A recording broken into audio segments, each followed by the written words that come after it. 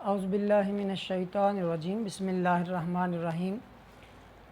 پہلی نظم حمد کے ہم نے 2 اشعار کی تشریح پہلی اس سے ویڈیو میں دیکھ چکے ہیں۔ اب یہ حمد کے پہلے 2 شعر کے بعد جو باقی اشعار ہیں ان میں تیسرا اور چوتھا شعر اس کی تشریح ہم اس ویڈیو میں دیکھیں گے۔ تو چلیے شروع کرتے ہیں۔ پہلا شعر اور دوسرے شعر کے بعد جو تیسرا شعر ہے وہ ہے: تو ہے خلوت میں تو ہے جلوت میں، کہیں پنہاں کہیں عیاں تو ہے۔ خلوت تنہائی کو کہتے ہیں اور جلوت جو ہے وہ تنہائی کا اپوزٹ ہے۔ اسے برسر بازار کہہ لیں، ہجوم کہہ لیں، بھیڑ کہہ لیں۔ جب انسان تنہا نہیں ہوتا، محفل کہہ لیں، تو یہ تو ہے خلوت میں تو ہے جلوت میں، کہیں پنہاں کا معنی ہے پوشیدہ، کہیں عیاں کا معنی ہے ظاہر، کہیں پنہاں کہیں عیاں تو ہے۔ امیر مینائی نے اس حمد میں اللہ رب العزت کی جو شان بیان کی ہے، اللہ رب العزت کی جو تعریف بیان کی ہے، اس کے مختلف زاویے اپنے مختلف اشعار کے اندر اس نے بیان کیے ہیں۔ تو اس شعر میں وہ کہتا ہے کہ اے اللہ رب العزت، تیری ذات وہ ہے کہ تیری ذات اگر انسان خلوت میں ہو، چاہے وہ انسان تنہائی میں ہو، پھر بھی اللہ رب العزت کی عجب شان ہے کہ تو پھر بھی وہاں پر موجود ہوتا ہے، اس کی تنہائیوں میں بھی تو موجود ہوتا ہے۔ اور اگر وہ جلوت میں ہو، یعنی تنہائی سے ہٹ کر وہ باہر نکل جائے، سر بازار نکل جائے، کسی محفل میں ہو، تو وہاں پر بھی تو موجود ہوتا ہے۔ یعنی اللہ رب العزت کی عجب شان ہے کہ وہ بے مثال ہے، اس جیسی کوئی ہستی نہیں، وہ ہر جگہ موجود ہے۔ اور یہ صفت صرف خدائے واحد کی ہے۔ جب آدمی تنہا ہوتا ہے تو اللہ تعالیٰ اس کے ساتھ ہوتا ہے، اور جب کہیں محفل جمتی ہے تو وہاں بھی اللہ تعالیٰ کی ذات اقدس موجود ہوتی ہے۔ پہاڑوں کی بلندیوں اور سمندروں کی گہرائیوں میں ہر کہیں اللہ کی ذات بے مثال موجود ہے۔ شاعر نے خوبصورت پیرائے میں اس حقیقت کا اظہار کیا ہے اور کہا ہے کہ سمندروں کی گہرائیوں میں اور پہاڑوں کی بلندیوں میں اور آسمان کی بلندیوں میں اور زمین کی پستیوں میں ہر جگہ پہ اللہ رب العزت کی ذات موجود ہوتی ہے۔ اور انسانوں سے تو کہیں چھپ سکتا ہے، لیکن اللہ رب العزت کی ذات ایسی ہے کہ اس سے وہ چھپ نہیں سکتا۔ تو قرآن مجید میں اللہ رب العزت کی جو شان بیان ہوئی ہے، فرمایا عالم الغیب والشہادہ، کہ اللہ رب العزت ہر پوشیدہ اور ظاہر کا علم رکھنے والا ہے۔ جو انسان سے پوشیدہ ہے وہ بھی اس پر ظاہر ہے، اور جو انسانوں پر ظاہر ہے وہ بھی اس پر ظاہر ہے، اس کا وہ علم رکھتا ہے۔ اور اسی طریقے سے قرآن مجید نے اللہ رب العزت کی اس خلوت اور جلوت میں انسانوں کے ساتھ ہونے کی صفت کو دوسری جگہ پر بیان فرمایا ہوا معاکم اینما کنتم، ہوا معاکم اینما کنتم، کہ وہ اللہ کی ذات ایسی ہے کہ جہاں کہیں پر بھی تم ہو، وہ اللہ رب العزت کی ذات تمہارے ساتھ موجود ہوتی ہے۔ یعنی انسان اگر وہ چاہے کہ میں بند کمروں میں، بند کوٹھڑیوں میں بھی چلا جاؤں اور میرا کوئی عمل جو ہے وہ اللہ سے چھپ جائے، تو یہ چھپ نہیں سکتا، چاہے وہ تنہائی میں ہو یا پھر رونق محفل بنا ہوا ہو یا کسی محفل میں ہو، اللہ رب العزت کے علم سے وہ باہر نہیں ہے۔ اللہ رب العزت کی ذات جو ہے وہ ہر جگہ پر موجود ہے۔ اسی بات کا اللہ رب العزت نے قرآن مجید میں بارہا مرتبہ اپنی شان کا اظہار مختلف انداز سے فرمایا ہے۔ کسی شاعر نے کیا خوب کہا ہے: جلوت میں تجھے دیکھا، خلوت میں تجھے پایا، تو رونق محفل ہے تو رونق تنہائی۔ یعنی جلوت میں ہوں یا خلوت میں ہوں، جلوت اور خلوت انسان کے حوالے سے ہے، لیکن اللہ رب العزت کی ذات جو ہے وہ ہمیشہ ہر جگہ پہ موجود ہوتی ہے۔ اور جو جور سر بازار تو ہے سب کی نظر میں، یعنی انسانوں سے تو کوئی واقعات وہ پوشیدہ رہ سکتے ہیں، معاملات انسان کے انسانوں سے پوشیدہ رہ سکتے ہیں جیسے، لیکن اللہ سے پوشیدہ نہیں۔ جیسے کسی نے کہا جور سرے بازار تو ہے سب کی نظر میں، یعنی جو سرے بازار جو کچھ ہو رہا ہے اس کو تو ہر کوئی دیکھ رہا ہے، لیکن جرم پس دیوار خدا دیکھ رہا ہے۔ یعنی جو ظاہر ہے وہ بھی عالم الغیب والشہادہ، جو ظاہر ہے وہ بھی، اور جو پوشیدہ ہے وہ بھی اللہ رب العزت کے علم میں ہے۔ اور اسی طریقے سے جو دوسرا شعر ہے، دوسرا مصرع ہے، اس میں شاعر نے کہا کہ اللہ تعالیٰ کہیں چھپا ہوا ہے اور کہیں ظاہر ہے۔ اس سے ملتا جلتا پہلے بھی مفہوم پہلے اشعار میں بھی آ چکا ہے۔ تو عزیز طلبہ یہ ذہن میں رہے کہ جو حمد ہے اس کے تمام اشعار کا ایک دوسرے کے ساتھ ربط ہوتا ہے، کیونکہ اس کا عنوان جو ہوتا ہے اس کے سارے اشعار کا وہ مرکزی نقطہ ہوتا ہے، وہ مرکز ہوتا ہے، وہ عنوان، اس عنوان کے مطابق تمام کے تمام اشعار ہوتے ہیں۔ تو اس سے پہلے بھی اسی طرح کا ملتا جلتا جو ہے وہ مفہوم آ چکا۔ جو دوسرا مصرع ہے کہ کہیں پنہاں کہیں عیاں تو ہے، یعنی کہیں پر تو چھپا ہوا ہے اور کہیں پر ظاہر ہے۔ اللہ کے چھپے ہوئے ہونے کا کیا مطلب ہے کہ عقل انسانی میں نہیں آ سکتا، اللہ کو سامنے اپنی آنکھوں سے اللہ کی ذات کو انسان دیکھ نہیں سکتا، تو اس اعتبار سے تو وہ چھپا ہوا ہے، لیکن کہیں ظاہر ہے۔ یعنی خداوند تعالیٰ کی بے شمار نشانیاں عیاں ہیں، اگر کوئی دیکھنا چاہے تو اللہ کو ان نشانیوں سے، ان مناظر قدرت سے، ان مناظر فطرت سے اللہ رب العزت کو دیکھ سکتا ہے کہ کس طریقے سے اللہ رب العزت کی یہ جو صنعت ہے، صنعت دنیا، اللہ کی کاریگری جو ہے اس صنعت کائنات میں، اس میں اللہ رب العزت کی ذات جو ہے وہ جھلکتی ہے، جن سے اس کی ذات کی شہادت ملتی ہے، اور بہت سی نشانیاں پوشیدہ ہیں جو بذات خود اللہ تعالیٰ کی ہستی کی دلیل ہیں۔ جتنے مظاہر فطرت ہیں خداوند قدوس کی نشانیاں ہیں، رنگ برنگ پھول ہیں، معطر ہوائیں ہیں، ترنم ریز آبشاریں ہیں، بہتی ندیاں ہیں، کھلے میدان ہیں، تا حد نگاہ پھیلے ریگستان ہیں، سبز پوش اشجار ہیں، پرندوں کی چہکار ہے، روشن ستارے اور خوبصورت نظارے سب اللہ رب العزت کی ہستی پر شاہد اور دال ہیں۔ یہ دلالت کرتے ہیں کہ اللہ رب العزت کی ذات ہے۔ انسان ان مظاہر پر غور کرتا چلا جاتا ہے اور اسے اپنے معبود حقیقی اللہ رب العزت کی پہچان ہوتی چلی جاتی ہے۔ بکثرت اشیاء ہیں جو زمین کی تہوں اور سمندروں کی گہرائیوں میں موجود ہیں اور ایک سے ایک بڑھ کر دلکش ہے۔ وہ ساری اشیاء اللہ تعالیٰ کی قدرت کی نشانیاں ہیں، وہ مخفی ہیں اور پروردگار عالم کی ہستی پر دلالت کر رہی ہیں۔ یعنی انسان اگر ظاہر میں کہے کہ اللہ رب العزت کا جلوہ ظاہری ذات حقیقی کو دیکھ سکے تو وہ ممکن نہیں ہے، لیکن اللہ رب العزت نحن اقرب علیہ من حبل الورید، کہ اللہ فرماتا ہے کہ میں کہ انسانوں کی شاہ رگ سے بھی زیادہ قریب ہوں۔ جیسے کسی صوفی شاعر نے ہی کہا تھا کہ وہ تیرا بود ہے پہنچے نہ تخیل بھی یہاں، کہ تو اتنی دور ہے کہ یہاں پر ہمارا تخیل، ہمارا تدبر، ہمارا تفکر، ہمارے خیالات بھی وہاں تک نہیں پہنچ سکتے۔ طائر تخیل کی پرواز جواب دے دیتی ہے، وہ تیرا بود ہے پہنچے نہ تخیل بھی جہاں، یہ تیرا قرب ہے مستور رگے جاں ہونا، یعنی اتنا قریب ہے کہ نحن اقرب علیہ من حبل الورید۔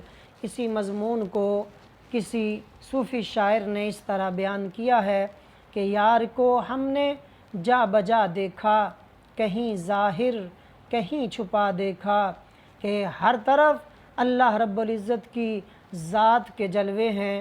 اگر کوئی دیکھنا چاہے تو معبود حقیقی تک پہنچنے کے لیے اور اس کی پہچان کے لیے وہ کافی ہوتے ہیں، اور جب انسان کے دل کی آنکھ واہ ہو جاتی ہے تو پھر اسے معبود حقیقی جو ہے وہ جا بجا نظر آتا ہے کہ یار کو ہم نے جا بجا دیکھا، کہیں ظاہر کہیں چھپا دیکھا۔ اب دیکھیے جی شعر نمبر 4 ہے، نہیں تیرے سوا یا کوئی میزباں تو ہے مہماں تو ہے، نہیں تیرے سوا، یعنی اللہ رب العزت کے سوا یہاں پر کچھ بھی نہیں ہے۔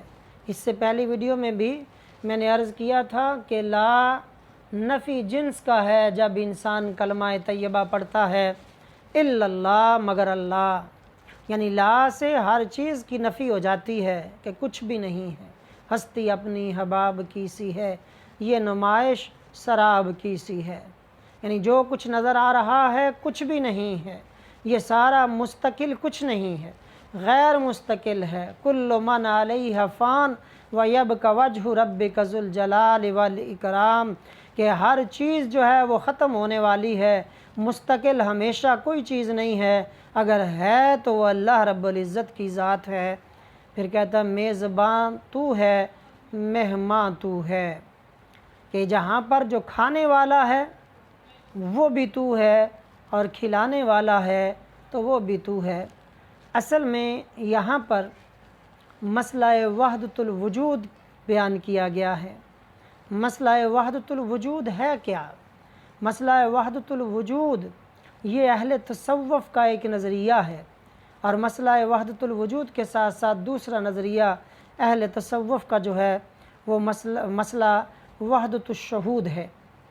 عام طور پر اگر ہماری سطح کے لوگ اسے دیکھیں تو یہ صرف اور صرف ایک لفظی نزاع نظر آتا ہے، یہ صرف اور صرف لفظوں کا ہیر پھیر نظر آتا ہے، لیکن یہ اہل مشاہدہ کی باتیں ہیں۔ اس مسئلے کو عام انسان جو اہل مشاہدہ میں سے نہیں ہے وہ نہ اس کو سمجھ سکتا ہے نہ اس کو سمجھا سکتا ہے۔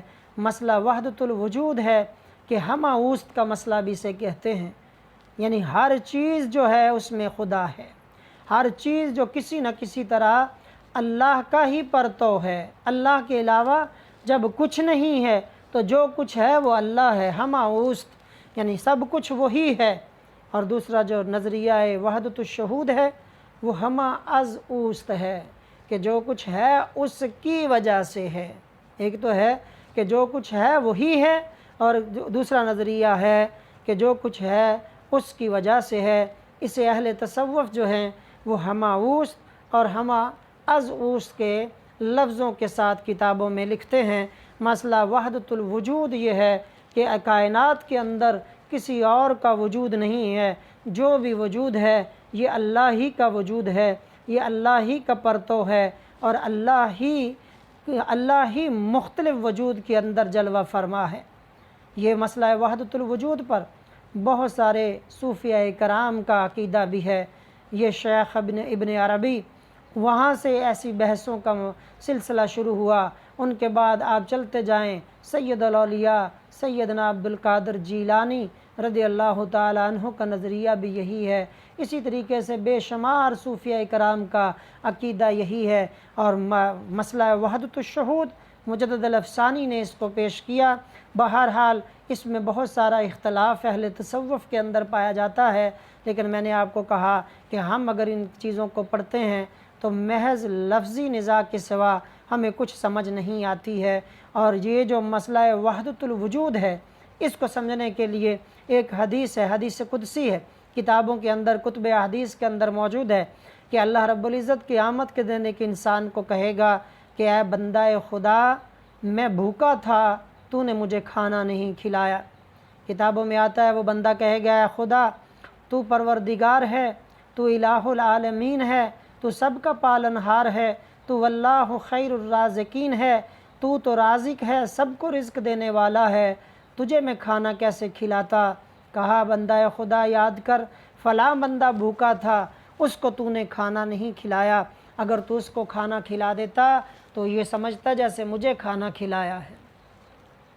یعنی وحدت الوجود کے نظریہ والے اس سے دلیل پکڑتے ہیں کہ اللہ نے اس بندے کو اپنا آپ کے قرار دیا ہے۔ اسی طریقے سے حدیث میں آتا ہے اللہ کہے گا میں پیاسا تھا، تو نے مجھے پانی نہیں پلایا۔ وہ کہنے والا کہے گا یا الہ العالمین، تو خود پانی عطا کرنے والا ہے، بارشوں پر کنٹرول رکھنے والا ہے، دریاؤں پر کنٹرول رکھنے والا ہے، سمندر پر تیرا قبضہ ہے، میں تجھے پانی کیسے پلاتا؟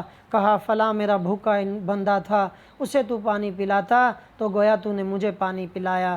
پھر آتا ہے کہ کہے گا، اللہ کہے گا میں بیمار ہوا تو میری عیادت کے لیے نہیں آیا۔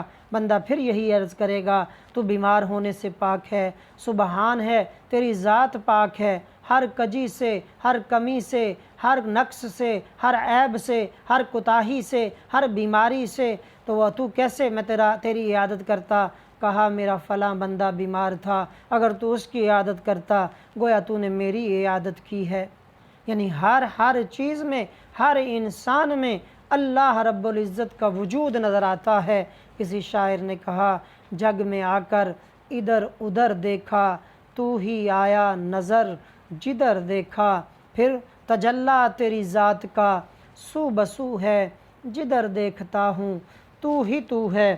اللہ نور السماوات والارض، زمین اور آسمان میں صرف اور صرف اللہ کا نور ہے۔ جو کچھ نظر آتا ہے یہ اللہ کا وجود ہے۔ یہی مسئلہ وحدت الوجود ہے، یہی نظریہ وحدت الوجود ہے، جس کی طرف شاعر امیر مینائی نے یہ اشارہ کرتے ہوئے کہا ہے کہ میزباں تو ہے، مہمان تو ہے، کہ میزبان بھی تو اور مہمان بھی تو ہے۔ اسی طریقے سے اگر صوفیاء کی زبان میں اس کو سمجھنا چاہیں تو کسی صوفی نے کہا تھا کہ دید اپنے کی تھی اسے خواہش، آپ کو ہر طرح بنا دیکھا۔ یعنی اپنے آپ، جیسے کہ حدیث قدسی میں آتا ہے کنت کنزا مخفیہ، کہ میں ایک چھپا ہوا خزانہ تھا، میں نے چاہا کہ میں پہچانا جاؤں تو پھر میں نے حضرت انسان کو پیدا کیا۔ اور پھر حدیث میں آتا ہے کہ حضرت آدم کو اللہ نے اپنی صورت پر پیدا کیا۔ تو یہ ساری چیزیں ان سے دلیل پکڑتے ہیں وحدت الوجود والے۔ تو کسی وحدت الوجودی صوفی شاعر نے کہا کہ دید اپنے کی تھی اسے خواہش، کہ اسے یہ خواہش تھی کہ میں اپنے آپ کو دیکھوں، آپ کو ہر طرح بنا دیکھا۔ تو پھر اللہ نے اپنے آپ کو دیکھنے کے لیے مختلف اپنی یہ مناظر بنائے، مختلف جو ہے مخلوقات بنائیں۔ پھر یہ بڑی ہی پیاری پوری کی پوری یہ جو غزل ہے یہ پوری کی پوری ہی وحدت الوجود پر ہے۔ اپنے ذوق کی وجہ سے بطور حوالہ میں نے یہاں پر بھی لکھ دی ہے، سکرین پر آپ کو نظر آ رہی ہوگی کہ صورت گل میں کھل کھلا کے ہنسا، یعنی کہتا ہے پھول میں جب وہ پھول کھلتا ہے تو اصل میں یہ اللہ ہنستا ہے۔ صورت گل میں کھل کھلا کے ہنسا، شکل بلبل میں چہچہا دیکھا، کر کے دعویٰ کہیں انا الحق کا، کر کے دعویٰ کہیں انا الحق کا، برسر دار وہ کھینچا دیکھا۔